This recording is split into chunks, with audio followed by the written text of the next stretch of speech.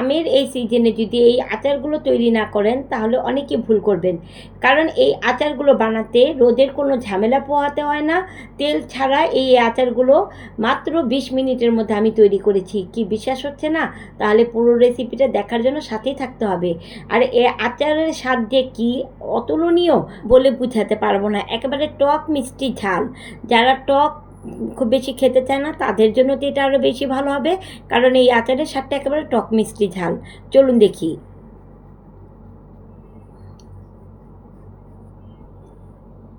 আমি এখানে 4টি আম নিয়েছি। আমগুলোকে ভালো মতো ধুয়ে ছিলে নিব। আর আমগুলো ছিলার সময় একটু সাবধানে করবেন, কারণ আমের কষ যেন হাতে না লাগে, তাহলে এটা আপনার জন্য ক্ষতিকারক হবে।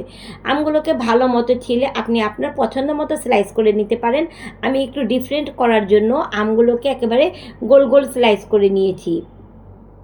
গোল গোল স্লাইস করে আমগুলোর ভিতরে যে আটিগুলো থাকে সেই আটিগুলোকে ফেলে দিব। আর আপনারা চাইলে এটাকে লম্বা করেও শেপ দিতে পারেন, এটা আপনাদের পছন্দের উপরে। আম ফুরানোর আগে এই রেসিপিগুলো আজই করে ফেলুন, কারণ আমের ভিতর আঁশ চলে আসলে কিন্তু আচার বানাতে আর ভালো হয় না। কারণ আমার কয়েকটা আমের ভিতরে আমি আঁশ পেয়েছি, তাই আমার কাটতে একটু অসুবিধা হয়েছে। তাই বলছি আম ফুরানোর আগে কিন্তু এই রেসিপিগুলো বানিয়ে ফেলুন, খুবই সহজে ঝটপটভাবে করা যায়। এর মধ্যে এখন আমি 1 কাপ চিনি দিয়ে এটাকে কিছুক্ষণের জন্য ভিজিয়ে রাখবো। বেশ কিছুক্ষণ না, 5 থেকে 7 মিনিটের জন্য একটু ভিজিয়ে রাখলে হবে। এর মধ্যে 3 টেবিল চামচ আমি ভিনেগার দিব, কারণ আপনারা ভিনেগারটা নাও দিতে পারেন। ভিনেগারটা দিলে অনেক দিন একটু সংরক্ষণ করতে পারবেন।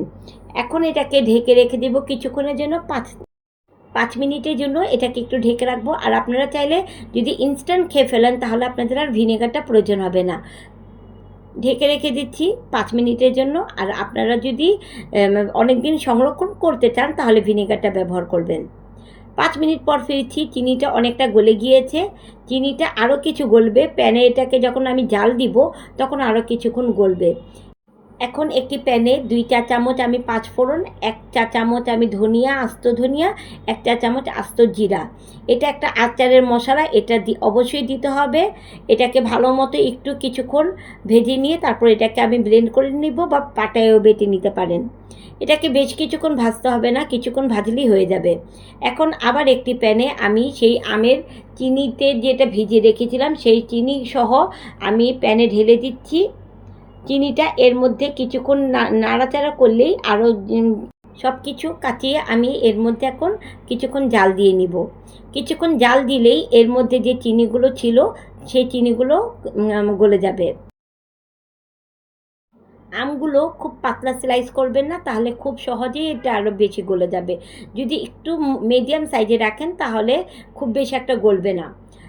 এর মধ্যে এখন আমি সামান্য হলুদ গুঁড়া এবং সামান্য মরিচ গুঁড়া দিব। এটাকে দিয়ে ভালো মতো একটু নেড়ে চেড়ে কিছুক্ষণ একটু বলক আসার অপেক্ষা করতে হবে। সামান্য করে দিবেন, খুব বেশি দিলে আবার ঝাল হয়ে যাবে। সামান্য হলুদ গুঁড়া এবং সামান্য মরিচ গুঁড়া দিয়ে এটাকে বলক আসার অপেক্ষা করতে হবে। তো আমাদের বলকটা চলেই আসছে। এখন এর মধ্যে আরও কিছু ইনগ্রেডিয়েন্টস আমি অ্যাড করব। সেই আচারের মশলাটা আমি দিয়ে দিয়েছি, যেটা আমি ব্লেন্ড করে রেখেছিলাম। কিছুটা চিলি ফ্লেক্স আমি এখানে দিচ্ছি। আপনারা চাইলে এখানে মরিচ আর ধনিয়া গুঁড়োগুলো একত্রে করে বেটে নিতে পারেন, কারণ আমি একটু লুকটা ভালো দেখানোর জন্য এখানে চিলি ফ্লেক্স ব্যবহার করেছি। স্বাদ মতো একটু লবণ দিয়েছি। এখন এগুলোকে একটু ভালো মতো নেড়ে চেড়ে নেব। খুব বেশি জোরে জোরে নাড়বেন না, তাহলে আমগুলো গলে কিন্তু একেবারে ভর্তা হয়ে যাবে। ইস, কি লোভনীয় লাগছে! আচারের যে একটা ফ্লেভার আসছে তা বুঝে। অনেকটাই সিদ্ধ হয়ে গিয়েছে, ক্যারামেল হয়ে গিয়েছে। খুব বেশি আবার এটাকে রান্না করতে গেলে আমগুলো কিন্তু একেবারেই ভর্তা হয়ে যাবে। তখন আর এটা আমের আচার থাকবে না, আমের ভর্তা হয়ে যাবে। দেখুন আমার আচারগুলো কী সুন্দরভাবে স্লাইস হয়ে আছে। এভাবে স্লাইসটা রাখার চেষ্টা করবেন, তাহলে দেখতে খুবই ভালো লাগবে। আমার রেসিপিগুলো যদি আপনাদের কাছে ভালো লেগে থাকে প্লিজ প্লিজ লাইক, কমেন্ট এবং শেয়ার করতে ভুলবেন না।